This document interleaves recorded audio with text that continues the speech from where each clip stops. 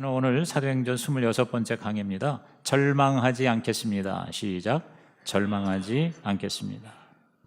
여러분, 우리가 예수 믿고 하나님의 자녀 되면요, 권세가 있어요. 특권이죠, 특권. 뭐 얼마나 많은 특권이 있는지 몰라요. 그런데 저는 두 가지로 요약하면, 첫째가 뭐냐? 지옥 가지 않고 천국 가는 특권.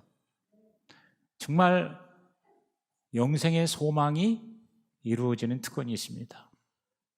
그 다음에 두 번째는 뭐냐? 그냥 죽어서 가는 천국뿐만 아니라 이 땅에 사는 동안도 절망하지 않는 특권, 절망하지 않은 특권을 우리는 누리고 살 수가 있다. 아멘. 그러니까 앞으로 완성될 하나님의 나라뿐만 아니라 이미 임한 하나님의 나라, 천국을 우리는 이 땅에서 누리며 산다는 거죠. 우리는 절망할 필요가 없고 절망할 수도 없다. 아예 이렇게 생각하는 게 좋을 것 같아요. 오늘 이 본문에 보니 사도 바울의 선교팀이 절망적인 상황에 처했어요. 그러나 절망하지 않고, 아니 절망할 수 없었던 이유 무엇일까요? 첫째로 하나님은 우리를 도우시는데 계시를 통하여 도우시기 때문이에요. 뭘 통하여? 계시를 통하여 우리를 도우십니다. 이 선교팀이 이제 큰 꿈을 가지고 아시아 전역에 복음을 전하려고 출발을 했는데 브레이크가 걸린 거예요. 브레이크가. 근데 그 브레이크가 딴 게 아니라 성령님이 브레이크를 거셨어요. 자, 6절 이하 다시 보면 성령이 그랬죠? 아시아에서 말씀을 전하지 못하게 하셨다 그랬어요. 7절에 무시아 비르로 비두니아로 가려고 애쓰는데 예수의 영이, 성령이죠, 허락하지 않으셨다 그랬어요. 글쎄 어떠한 모양으로 브레이크를 거셨는지는 우리는 알 수 없습니다. 뭐 예를 들어서 뭐 가려고 하는데 여러 가지 환경적으로 잘 안 될 수도 있었겠고요. 아니면 뭐 몸이 굉장히 다들 아프고 힘들어서 더 할 수가 없었을 것이고, 아니면 이상하게 마음의 평안이 없고 막 두렵고 그 다음에 뭔가 답답하고, 그래서 어떻게 보면 무력감에서 꼼짝을 못하는, 아마 그런 모습으로 아마 성령께서 이렇게 막으신 것 같아요. 아니 다른 것도 아니고 하나님의 복음을 전하려고 하는데 왜 하나님이 막으실까? 굉장히 낙심하고 굉장히 당황하고 불안과 두려움이 엄습했을 것입니다. 이거 혹시 뭔가 우리가 착각한 게 아닌가? 또 하나님 뜻이라고 했는데 잘못 선택한 게 아닐까? 하나님의 음성이 아니라 마귀의 음성을 들은 건가? 이렇게 우리는 의심하고 낙심하고 실망하고, 그래서 나중에 이것이 뭐예요? 원망하게 되고 절망하게 되고, 그리고 에이 다 그만두자 하고 자포자기 할 수도 있다는 것이죠. 그런데 저와 여러분은 절망할 수 없는, 절망 안 하는 특권을 가진 자다. 할렐루야. 이러한 절망 괴로워할 필요가 없다. 왜냐하면 계속 그 자리에 머물고 계속 주님을 바라보고 계속 하나님을 구하면 하나님께서 확실하게 더 좋은 길로 인도하시기 때문이라는 거죠. 하나님은 이 바울 일행이 드로아이로 잠 못 자고 몸부림칠 때 환상으로, 계시로 나타나셔서 확실한 길을 보여주셨습니다. 9절 이하 10절에 보면 마케도니아인이 환상에 나타나서 마게도니아 와서 우리를 도우시오. 바울이 그 환상을 보았을 때 우리가 곧 마게도니아로 떠나기를 힘쓰니 이는 하나님이 저 사람들에게 복음을 전하라고 우리를 부르신 줄로 인정함이로라 그랬어요. 인정한다는 말이 세번역에는 확신했다는 말인데 영어 성경에는 concluded 그랬어요. conclude라는 게 뭐냐면 그냥 바울 개인에게만이 아니라 그 모든 선교팀 전체가 한 마음이 되었다 이 말이에요. 그렇게 결론을 내렸다 이 말이죠. 그래서 이제 절망의 구름을 걷어 던지고 하나님을 향하여 나가게 되었다. 그렇습니다. 오늘 저와 여러분에게도 절망할 필요가 없는 것은 우리가 계속 하나님 향하면 하나님께서 반드시 우리에게 자기를 보여주신다 이 말이에요. 하나님은 숨바꼭질하신 하나님, 수수께끼의 하나님 아닙니다. 하나님은 자기를 드러내시는 계시의 하나님입니다. 하나님은 계시의 하나님. 시작. 하나님은 계시의 하나님. 여러분, 우리 기독교는요 계시 종교입니다. 인간이 막 더듬어서 찾는 종교가 아니에요. 하나님이 그냥 내려오신 종교예요. 하나님이 자기를 드러내셨어요. 확실하게 보여주셨어요. 그렇기 때문에 이 기독교는 희망이 있는 거예요. 그런데 우리가 그 하나님의 계시, 하나님의 뜻을 왜 그렇게 모르고 답답해 할까? 왜 이게 우리한테 알려지지 않을까? 근데 그건 하나님의 문제가 아니라 우리가 문제있기 때문입니다.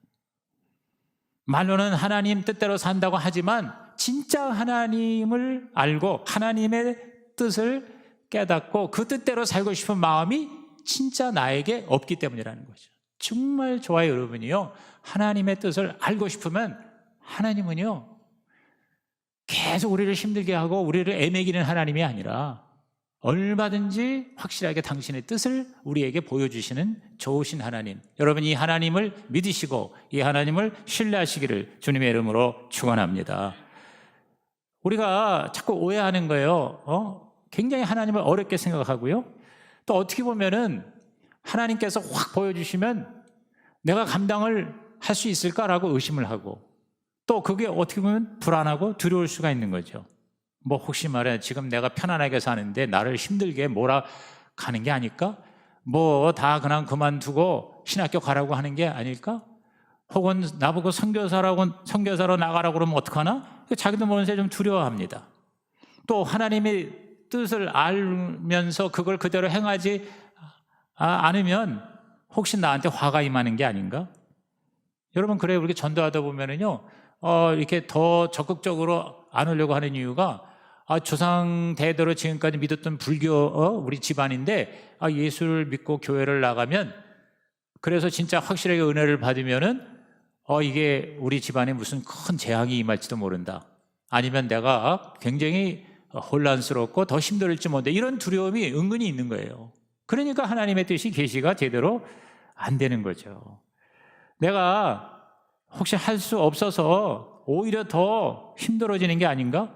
자기 자신에 대해서 실망할지 몰라? 뭐 이렇게 두려워하는 거죠. 내가 절대로 용서할 수 없고 용서하기 싫은 사람을 용서하라고 하면 어떡할까? 뭐 여기에 대한 두려움도 있을 수 있는 것이죠. 그러니까 우리가 하나님을 정확하게 모르고 하나님의 그 계시와 뜻을 우리가 받지 못하는 것은 바로 내 잘못이다, 이렇게 생각하셔야 돼요. 왜? 하나님은 누구나 만나주시기 원하시고 보여주시기 원하시고 그리고 자기를 드러내주시고 우리와 함께 교제하기를 원하시는 하나님이시다. 혹시 여러분이 예수를 믿었는데도 구원의 확신이 없습니까? 왜 내가 예수를 믿었는데도 교회 가면 구원받은 것 같고 교회 밖에 나가면은 또 구원 못 받은 것 같고, 여러분 그렇다면 여러분이 하나님 앞에 아주 어린아이처럼 단순하게 하나님 정말 계시다면 나한테 보여주세요. 믿게 해주세요. 하나님 정말 나를 만나주세요. 이렇게 하루에 3번 밥 먹을 때마다 간절히 하나님이 한 달만 한번 구해보세요. 제가 볼 때 한 달이 뭐예요? 일주일도 안 돼서 하나님의 저와 여러분을 찾아보셔서 절대로 부인할 수 없을 확실한 하나님 만남의 체험을 허락해 주실 줄로 믿습니다. 구하는 자에게 하나님 주신다고 그랬잖아요. 찾는 자에게 찾게 하신다고 그랬잖아요. 두드리는 자에게 문을 열어 주신다고 그랬잖아요. 그래서 우리가 작정하고요, 기도원 들어가면 되게 응답받아요. 그리고 하나님 만나게 돼요. 희미하게 그냥 왔다리 갔다리 그저 안전지대에 머물면요, 하나님이 확실하지 않을 때가 참 많습니다. 그렇기 때문에 여러분이 아주 각오하고 결단하고 정말 하나님 앞에 여러분께서 우리의 모든 걸 다 아시는 하나님이시므로 정말 여러분이 하나님을 원하면 하나님 그 마음 아세요. 그 마음 아시고 여러분에게 확실하게 자기 자신을 나타내시고 계시하실 줄로 믿습니다. 뭐 이렇게 바울 일행처럼 뭐 잠을 자다가 환상을 꼭 봐야만이 아닙니다. 여러분이 기도하다가 묵상하다가 또 이렇게 예배 때 설교 듣다가 갑자기 내 마음 가운데 하나님이 그동안 고민하던 걸 풀어주시고 해결해 주시기를 주의 이름으로 축복합니다. 하나님은 오늘도 말씀하시는 하나님, 하나님은 자기를 늘 보여주시고 드러내기를 원하시는 하나님, 하나님의 자녀라면 반드시 하나님은 우리 육신의 부모보다도 더 다정다감하게 저와 여러분에게 다가오시는 좋으신 아버지 하나님이신 걸 의심하지 마시기를 주의 이름으로 부탁을 드립니다.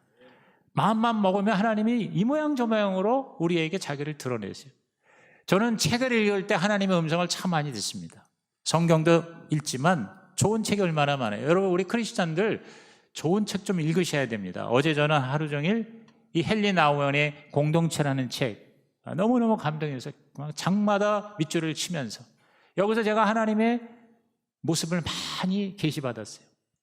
야, 우리 가정교회가 얼마나 감사한가, 우리 공동체가 얼마나 우리에게 중요한가, 공동체에 모여서 함께 기도하고 이렇게 나누고 서로를 격려하는 것이, 이것이 바로 진짜 하나님의 나라, 이 땅에 임한 천국의 모습이구나. 이것이 없고 이것을 소홀하는 것이 얼마나 손해인가. 여기서 이 헨리 나우먼은 하버드 대학의 교수였는데 모든 것이 부족함이 없는 엘리트였어요. 그런데 어느 날 하나님의 음성을 들은 거예요. 그래서 모든 걸 내려놓고 54세 중증 장애인들이 모여있는 공동체에 들어갔어요. 그래서 전 세계적으로 RC 공동체라고 하는데 캐나다에 있는 데이브레이크 공동체는 들 들어간 거예요. 그래가지고 이분이 좀 일찍 돌아가셨더라고요. 64세 10년 동안을 거기 죽을 때까지 거기서 정말 그 중증 장애인들을 섬기면서 그 공동체에서 말로 다 할 수 없는 천국을 경험하는 거예요. 그래서 그것들을 책으로 쓰고 글로 썼어요. 옛날에는 머릿속에 이론으로만 있던 그 공동체에 대한 그 지식이 머리에서 이 가슴으로 내려오는 거예요. 그래서 그곳에서 주님을 만나고 다시 발견하고 하나님이 그냥 날마다 자신을 드러내 보이시는 그 계시의 하나님을 경험하는, 그래서 너무너무 감동과 도전을 받았어요. 여기서 제가 우리 하나님의 모습을 풍성하게 많이 볼 수가 있었어요. 여러분, 이 책 강추합니다. 헨리 나우먼은 워낙 유명한 분입니다. 이분의 이 공동체라는, 그래서 이분이 돌아가신 25주년을 기념으로 해서 그의 모든 39권의 저술 중에서 가장 엑기스만 모아놓은 공동체 주제의 책으로서 우리 가정교회 특히 목자 목녀들은 이 책을 꼭 일독을 하면 좋을 것 같다는 생각이 듭니다. 뭐 오늘 내가 무슨 책 소개한 것 같은데 저기 사진이 나오는데요. 근데 이제 제가 말씀드린 포인트가 뭐냐면, 우리가 마음을 열고 겸손하게 하나님을 기다리면 여러분, 하나님께서 저와 여러분에게 나타나신다는 거예요. 아멘입니까 여러분? 저와 여러분이 정말 하나님 앞에 최선을 다해서 기다리면요, 100% 모르더라도 한 60, 70% 이렇게 알게 하셔요. 그래서 그 길로 가면 그때마다 하나님께서 세밀하게 우리 가운데 나타나신다 이 말이에요. 중요한 건 뭐냐면 저와 여러분의 정말 마음의 동기입니다. 진짜 내가 하나님의 음성을 듣는다는 건 단지 지식적으로 듣는 게 아니라 그 말씀대로 내가 순종하겠다는 마음만 있으면 하나님은 여러분, 날마다 여러분에게 자신을 드러내시고 계시하시고 보여주시고 말씀해 주신 줄로 믿는 것이죠. 관건은 뭐냐? 그런 동기, 그런 기본적인 마음이고, 그 다음에 또 한 가지는 뭐냐면 포기하지 않는 거예요. 우리가 절망하지 않는다는 건 뭐냐면 포기하지 않는 거예요. 머무르라는 거예요. 그 자리에 머무르세요. 답답하면 그냥 기다리세요. 그러나 절대 뒤로 물러가거나 아유 나 그만둬야 되겠다, 나 그만 교회 나가야 되겠다, 나 그만 예수 믿어야 되겠다 이러지 말라는 거예요. 이게 도대체가 이게 뭐인지 모르겠어. 그래도 계속 우리는요, 하나님을 향하여 쓰러져도 하나님 향하여 쓰러져야지, 하나님하고 반대편에 쓰러지면 그야말로 절망입니다. 아시겠습니까? 여러분, 앞으로 내가 쓰러지더라도 주님께 쓰러져야지, 그런 마음 자세를 가지고 있는 곳에서 머무르시고, 이 바울 일행이요, 이게 뭐야 그러고 다시 퇴각하고 다시 중단하고 갔으면 여러분 이 기적의 놀라운 역사가 일어나지 않았을 것입니다. 그런데 밤새도록 머물렀어요. 하나님을 향하였어요. 기다렸어요. 그랬더니 환상이 임했다. 비전이 임했다. 마케도니아인이 우리를 와서 도와라. 그러니까 방향이 확실하니까 이제 아시아 쪽을 가지 아니하고 유럽 쪽으로 가게 되어서, 그게 하나님의 시간표였어요. 하나님의 계획표였어요. 오늘 저와 여러분이 하나님의 최선의 길로 당신을 나타내시고 인도하시기를 주의 이름으로 축원합니다. 그 다음에 두 번째, 우리는 절망할 수 없는 이유가 있어요. 그건 뭐냐? 하나님이 사람을 통해서 도우시기 때문이에요. 누굴 통해서? 사람을 통해서. 그러니까 직접 성령으로 비전과 계시를 통해서 도우시는 뿐만 아니라 간접적으로 사람을 통해서. 근데 제가 볼 때는요, 거의 대부분이 사람을 통해서 하나님 우리를 도우시는 것 같아요. 이렇게 직접 나타나서 하나님께서 역사하시는 경우 물론 있지만, 이미 성경이 있고 교회가 있고 그리스도인의 공동체가 있기 때문에 주로 사람을 통해서 우리 가운데 역사하시고 우리를 도우시는 것 같아요. 제 경험상도 그렇습니다. 이제 바울이 성령의 계시를 받고 이제 빌립보로 향했는데요. 이때 유능한 또 한 사람 하나님께서 보내셔서 도우십니다. 그가 바로 누구냐? 누가예요, 누가. 자, 11절 보실까요? 우리가 드로아에서 배로 떠나 그래서 여기 우리가가 중요합니다. 왜냐하면 이 사도행전이 기록된 걸 보면 1장부터 이 16장 11절 전까지는요, 그 화자가, 다시 말해서 그 기록의 주인공이 3인칭입니다. 3인칭 단수복수. 그러니까 그들이 뭐 그가 뭐 이렇게 했다 저렇게 했다 이렇게 기록되다가 갑자기 16장 11절부터는 2인칭 복수로 나와요. 우리라는 말로 나옵니다. 우리가 뭐 배를 타고 갔다, 우리가 누구를 만났다, 우리가 어디 가서 전도했다, 이렇게 화자가 바뀌는 거예요. 기록의 주인공이 바뀌는 거예요. 이게 왜 그러냐면 바로 이때에 이 누가라는 사람이 바울의 전도팀에 조인을 한 거예요. 합류를 한 거예요. 근데 이 누가가 그래서 사도행전을 기록한 거예요. 그 이전의 기록은 이제 들어서 이렇게 썼고 자기가 직접 이제 이 사도행전의 전도 역사에 동참할 때 자기가 다 보고 겪은 거를 기록한 게 사도행전 28장까지입니다. 그래서 이 누가가 누가복음하고 사도행전을 적어서 데오빌로 각하에게 이걸 보냄으로 복음을 전했다는 거 아닙니까? 그죠? 그런데 이 누가라는 사람이 진짜 대단한 사람이에요. 바울에게 엄청나게 도움을 준 사람이에요. 이 사람은 직업이 의사야. 그래서 일생 사도 바울이 주치 역할을 한 거예요. 그러니까 그 당시에 그 어려운 때 그 옛날에 여러분 옆에 의사가 있다는 게 얼마나 여러분 도움이 됩니까? 그렇죠? 뭐 아프고 힘들고 괴로울 때 그 의사가 그런 걸 다 이렇게 주치의가 되어서 바울과 바울의 일행을 케어한 거예요. 도움을 준 거예요. 그리고 이 누가는 굉장히 똑똑해요. 글도 잘 써요. 그러니까 이 사도행전이 남았죠. 누가가 없었다면 아무리 뭐 바울이 선교를 1차, 2차, 3차까지 해도 우리한테 전달이 안 됐을 거예요. 그런데 누가 때문에 전달이 된 거예요.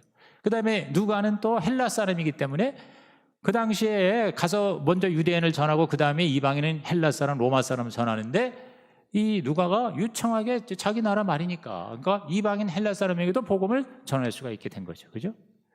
그리고 또 함께 했던 디모데 같은 경우에는 젊고 이중 언어를 완벽하게 합니다. 히브리어도 하고 헬라어도 하고 또 젊으니까 청년들에게 복음을 전할 수도 있게 되었고 그 다음 또 신라가 같이 신라라는 사람은 원래 예루살렘에서 온 사람이기 때문에 이 사람은 정통 유대인이기 때문에 뭐 히브리어는 뭐 유창하게 하고 그 다음에 유대인의 문화를 다 알고 그러니까 언어와 문화를 잘 안다는 게 전도와 선교에 굉장히 중요하거든요.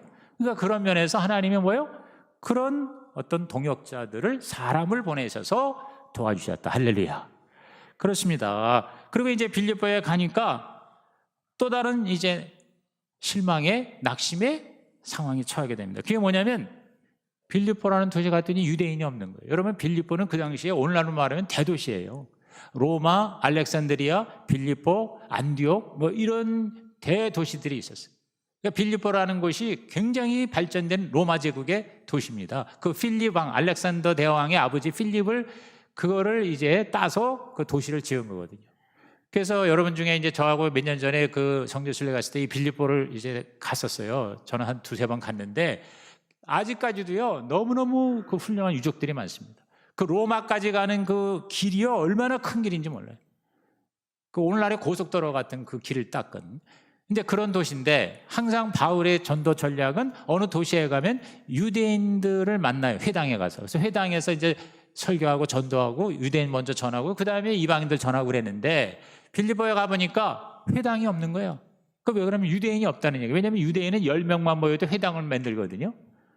그러니까 굉장히 낭패잖아요. 절망적인 상황이잖아요. 그러나 바울과 일행은 절망하지 않았다는 거죠.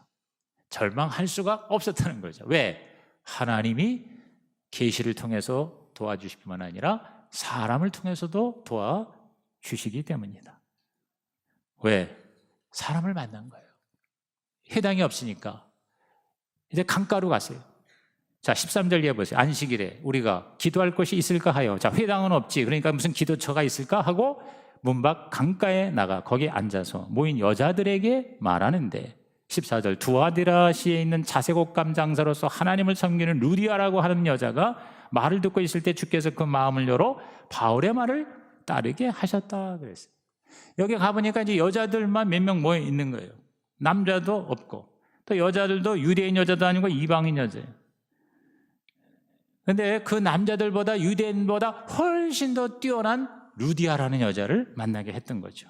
이 루디아는 당시에 염색업을 하는 여성 사업가였습니다. 이 자주장사라고 이제 표현이 되고 있는데, 이게 뭐냐면 자주색 물감으로 염색을 해서 옷감을 파는데, 그 당시에는 자색 염색한 옷감이 엄청나게 비쌌습니다.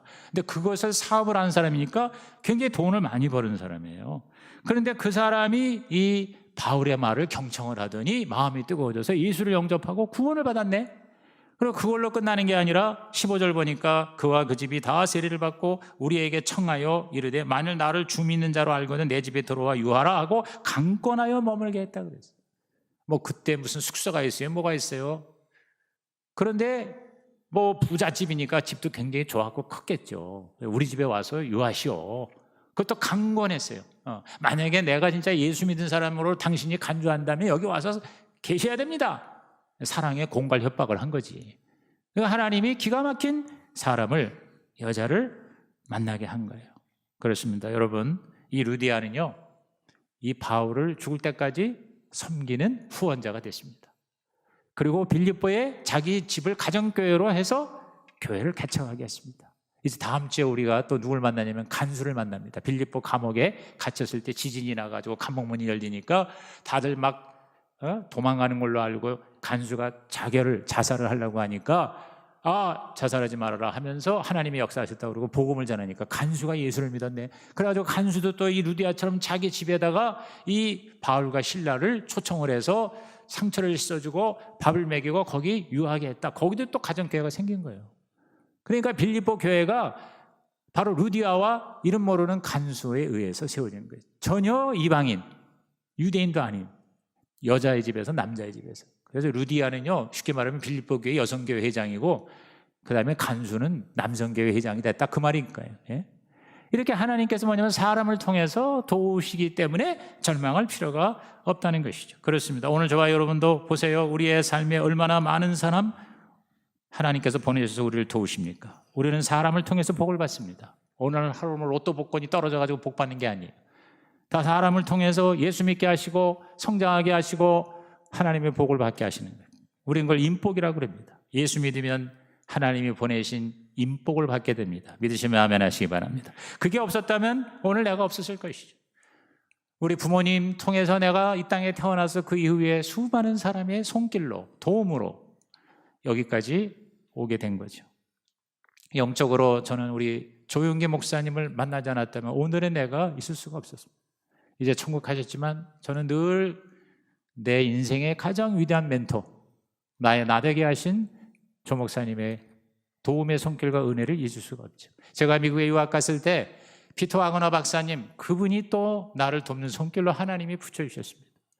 그분을 통해서 제가 학위를 받았을 뿐만 아니라 많은 은혜와 본을 제가 배울 수가 있었어요. 정말 훌륭한 분입니다. 지금도 천국 가 계신데 이분을 통해서 제가 저의 어떤 인생의 사명을, 목적을 확실하게 할 수가 있었어요. 네. 그리고 또 그 이후에도 또 최영기 목사님 통해서 이 가정교회에 또 진입하게 하시고 계속해서 이제 기도를, 우리가 매일 그 목사님이 나를 위해 기도하고 내가 그 목사님을 위해 기도하는 그런 도움을 받는 거예요. 또 여러 가지 충고도 받고 조언도 받는 것이죠. 꼭 뭐 이렇게 이름 있는 사람만이 아닙니다. 여러분의 주위에 크고 작은 많은 사람의 도움의 손길이 있는 거예요. 지금 우리 지역 모임에 꿈꾸는 게 박창환 목사님, 저보다 나이는 6년 어리지만 저는 그 박 목사님을 존경하고 나의 하나님이 보내신 나를 돕는 인복의 손길로 받아들이고 있습니다. 언제든지 내가 답답하고 괴로우면 상담할 수가 있습니다. 여러분, 저와 여러분이 다 이러한 인복입니다. 오늘 이 성식위에 앉아있는 여러분이 이 코로나의 어려운 기간에 끝까지 남은 자로 충성한 여러분이 저의 인복입니다. 할렐루야. 우리가 서로 여러분의 목자와 목녀가, 여러분의 목장 식구들이 아까 우리 간증에서 들은 것처럼 그러한 사람의 손길을 통해서 하나님은 우리를 도와주세요. 하나님은 저와 여러분을 돕는 자이신 것입니다. 여러분 뭐 그 외에 얼마나 저는 제 평생에 우리가 위기에 처했을 때 결정적으로 도움을 주는 손길로 그 위기를 벗어나는 잊을 수 없는 건 뭐 저는 말할 필요 없이 우리 막내 우리 지민이가 3일 동안 그 어려움을 당했을 때 결정적으로 하나님의 돕는 손길을 보내주신 거예요. 전혀 내가 예상하지 못하고 기대하지 못해서 그날 얘가 이제 없어진 그 다음날 저는 노원교회에 부흥회 집회를 하기로 가 있었어요. 뭐 애가 없어졌으니까 밤새도록 부르짖고 찾고 그러다가 전화를 해서 오늘 내가 못 갑니다. 사정이 이렇습니다. 내 아들이 없어졌습니다. 그러니까 그 교회에 총목장 하는 장로님이 자기 친구가 경찰청장 비서실장이요. 나는 몰랐어요. 나중에 알았죠. 즉시 전화를 해서 우리 강사 목사님이 이런 일을 당했는데 어떻게 좀 해봐라. 사실 그 전날부터 제가 일산에 있는 경찰서에 얘기를 해도 그냥 좀 기다리시라고 아무 뭐 반응이 없었어요. 그런데 갑자기 그 다음날 한 12시쯤 되니까 난리가 나서 비상이 걸린 거예요. 막 경찰청에서 전화가 오고 경기도 경찰청장에 무슨 과장이라는 사람이 찾아오고 일산경찰서에서 한 10여 명이 강력반 형사들이 와가지고 그 다음에 녹음 이거 설치하고 하면서 이제 기다리는 거예요. 그래가지고 한 10여 명이 우리 집에서 계속 이제 이 문제를 해결하기 위해서 기다리고 연락하고 그리고 막 이제 수소문하고. 야, 여러분 사람이요. 아는 사람이 있다는 게 특히 우리나라에서는 정말 중요합니다. 그렇지 않습니까? 어디 병원에 가서 검사 한번 해도 아는 의사가 있는 거하고 없는 거하고는 천지 차이예요. 백이 이렇게 중요해. 오늘 저와 여러분의 최고의 백은 하나님이신 줄로 믿으시기 바랍니다. 하나님께서 그렇게 연결시켜 주시는 거예요. 그래가지고 우리 아들이 살아 돌아온 거 아닙니까? 기가 막힌 스토리입니다. 드라마틱한 겁니다. 거기 앉아있던 형사들이요 다들 말은 못하지만 속으로는 이미 끝장난 것처럼 나중에 얘기하더라고. 그러니까 우리 모든 가족이 우리 천국 가신 우리 장모님이 진짜 목숨을 걸고 금식을 하면서 3일 동안 하나님 앞에 매달리고 기도를 했더니 하나님께서 이 사람 저 사람 다 연결시켜서 그 사람들뿐만 아니라 다 이렇게 네트워크를 하고 중보자들 연결하고 그 다음에 또 경찰도 특히 그 중부경찰서에서 굉장히 애를 썼어요. 이렇게 해서 여러 사람의 도움의 손길로 털끝 하나 머리카락 하나 상하지 않고 그대로 하나님께서 다시 귀환케 하셨습니다. 할렐루야. 여러분 하나님은 저와 여러분을 도우시는 하나님이신 걸 믿으시기를 바랍니다. 그 외에 얼마나 여러 우리의 삶에 크고 작은 게 많이 있습니까? 우리는요 다른 사람의 도움이 없이는 하루도 살아갈 수가 없는 것입니다. 하나님은 특별히 하나님의 자녀에게는 이렇게 도움을 받는 특권을 허락해 주시는 것입니다. 그리고 우리가 그 도움을 받았기에 또 다른 사람을 돕게 하시는 것이죠. 여러분 이 여자 처음에 무시할 수도 있었을 거예요. 당시 유대인들 특히 랍비, 이게 바울이 랍비잖아요. 여자들을 노골적으로 무시했어요. 분위기가 그랬어요. 문화가 그랬어요. 여자와 함께 있다거나 말을 하면 영빨이 떨어진다고 생각해서 아예 근처도 안 간단 말이에요. 여자에게는 율법을 가르치지 않았습니다. 여자에게 율법을 가르칠 바에야 개에게 던지는 게 낫다고 주장했을 정도인 것입니다. 그런데 사도 바울이 계시를 받았기 때문에 그의 마음에 하나님의 손길이 사람을 통해서 온다는 것을 알았던 것 같아요. 사람을 여러분 무시하지 않고 귀하게 여긴 거예요. 사도 바울이 굉장히 성질이 괄가는데도 여러 그 동역 다른 사람과의 함께하는 거에 특별한 지혜가 있었고 은사가 있었던 것 같아요. 여러분이 그 로마서 16장 읽어보면요 거기 가정교회의 목자들의 그 목녀들의 명단이 나오잖아요. 26명인가 29명이 나옵니다. 그러니까 사람의 손길이 많았어요. 그렇습니다. 예를 들어서 이거 사람이 없네. 여자는 사람으로도 치지 않았으니까 그 여자들 몇 명이 있는데 그냥 갑시다. 그랬으면은요 빌립보 교회가 탄생하지 않았던 거예요. 그리고 그 이후에 선교 여행도 사실상 거의 불가능했어요. 그런데 거기 여자들이 있으니까 그냥 또 여자들에 대해서 또 예수님처럼 사마리아 여인을 만나는 그 심정으로 아마 이제 이렇게 케어를 하고 국률한 마음으로 전도를 했겠죠. 근데 거기에 루디아가 있었던 거예요. 루디아가 보통 사람이 아닌 거죠. 오늘 저와 여러분께서 이렇게 겸손하게 어떤 사람도 나를 돕는 손길이 될 수 있다고 그렇게 믿고 기대하면 부지 중에 천사를 만나게 될 줄로 믿는 것입니다. 히브리서 13장 1절 2절에 실제 그랬죠. 우리 다 같이 시작. 형제 사랑하기를 계속하고 손님 대접하기를 잊지 말라. 이로써 부지 중에 천사들을 대접한 이들이 있었느니라. 부지 중에 천사들을 대접한다 이거죠. 최고의 복이죠. 아브라함이 그랬지 않습니까? 그래서 아브라함이 롯을 구원할 수 있었고, 아브라함이 여러분 그 아들을 낳을 수가 있었잖아요. 천사들 잘 대접한 결과. 오늘 저와 여러분이 겉으로 볼 때에는 내가 도와줘야만 할 것 같은 별볼일 없는 사람 같은데, 오히려 그 사람이 나를 돕는 자가 될 수도 있다는 걸 아셔야 됩니다. 이 지금 헨리 나우엔이 바로 그 고백을 하는 거예요. 말도 못하고, 그 다음에 눈도 안 보이고, 혼자는 밥도 못 먹는 사람, 내가 먹여줘야 하는 그 사람이 오히려 그 사람이 나를 돕는다는 거예요. 나에게 하나님의 선물이 된다는 거예요. 그걸 여기서 고백하고 있어요. 여러분, 우울증 환자가요, 내 우울증만 치료하겠다고 그러면 이게 우울증이 치료가 안 돼요. 그때는 어떻게 하느냐? 실제로 그 의학적으로도요, 우울증 치료에 최고 좋은 거는 밖에 나가서 다른 사람을 돕는 거래요. 다른 사람을 돕고 봉사하면 우울증은 사라진다는 거예요. 너무 자기 자신에만 집착하니까 우울증이 생기는 거예요. 오늘 여러분께서 눈을 들어 주님을 바라보고 하나님의 성령의 계시를 환상을 받으시길 바랍니다. 그리고 다른 사람에게 눈길을 돌리면 그 사람을 통해서 하나님의 도움이 우리 가운데 임하게 될 줄로 믿는 것이죠. 여러분, 우리가 이런 자세를 가지면 모든 사람이 다 나를 돕는 자가 될 수 있어요. 뒤집어 말하면 모든 사람이 내가 도와줘야 할 사람이 되는 것이죠. 주고받는 것이죠. 가정에서도 배우자, 내 마음에 안 맞을수록 나를 돕는 자일 수 있다, 이렇게 생각하라는 거죠. 나와 안 맞기 때문에 하나님이 붙여준 거다. 하나님이 보내서 나를 돕는, 말 그대로 돕는 배필이다. 나를 재창조하기 위해서, 나를 사람 만들기 위해서 하나님이 저런 여자 저런 남자를 만나게 하셨구나. 내가 너무 해프니까 깍쟁이를 만나게 하시고, 내가 너무 구두쇠니까 해픈 여자를 나에게 붙여주신 것이구나. 내가 너무 내성적이니까 괄괄한 배우자를 나한테 주셨나 보다. 나와 다를수록 나의 부족을 채울 수 있는 짝꿍이구나. 그러니까 성격이 안 맞고 뭐가 달라서 이혼한다? 있을 수 없는 얘기예요. 하나님은 왕창 다른 사람을 만나게 하시는 특별한 이유가 있다. 왜? 나를 돕게 하기 위해서, 나 인간 만들기 위해서, 나 하나님의 자녀로 세우기 위해서 그렇게 만나게 하셨구나. 여러분, 목장에서 아주 골 때리는 사람이 있습니까? 아주 내가 원색적으로 얘기해서 죄송합니다. 그 사람이 나를 돕는 자가 될 수가 있다는 거예요. 여러분의 공동체에서, 여러분의 직장에서, 여러분의 교회에서 정말 짜증나는 사람이 있습니까? 그 사람이 나를 돕는 자로 하나님이 보내신 자일 수가 있다는 것이죠. 그래서 하나님은 우리를 절망케 하지 않으신다는 거죠. 결론은 이겁니다. 히브리서 13장 6절입니다. 우리 다 같이 큰 소리를 읽습니다. 시작.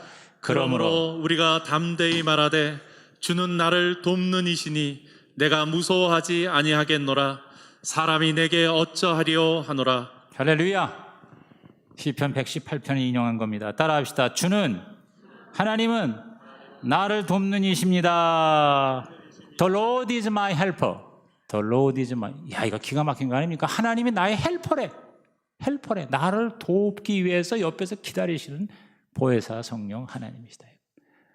하나님이 뭐 왕이고 주인이고 뭐 그냥 무시무시한 그런 상전이 아니라 나를 돕는 헬퍼라는 거예요. 나를 도우시는 분이다. 할렐루야. 여러분, 이 코로나 시국에 이제 앞으로 후폭풍도 다가올지라도 여러분 절대로 낙심 절망하지 마십시오. 우리는 절망할 수가 없는 운명입니다. 이제 여러분 찬양 들으시면서 오늘 이 설교를 통해서 하나님이 주시는 레마를 정리하시고 적으시고 묵상하는 결단하는 시간 되기를 바랍니다.